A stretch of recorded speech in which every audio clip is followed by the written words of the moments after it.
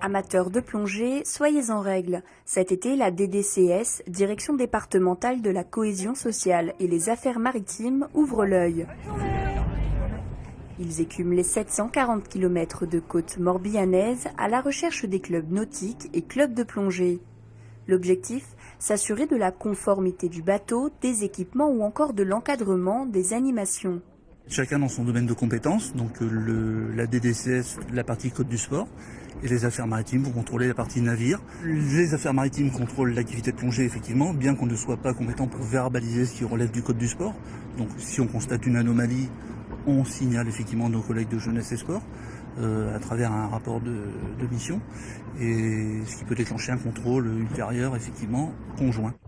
Un vrai travail d'équipe qui permet un contrôle plus efficace, mais aussi moins contraignant pour les clubs de plongée.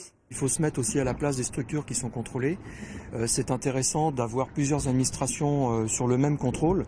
Ça évite le saupoudrage d'actions qui fait qu'à un moment donné, il pourrait y avoir une lassitude, voire même une animosité vis-à-vis de l'administration qui est là, bien sûr pour contrôler, mais avant tout pour s'assurer que les touristes peuvent pratiquer ces activités de pleine nature en toute sécurité. Bonne plongée. Merci. Il ne reste plus qu'à se mettre à l'eau et profiter des fonds marins.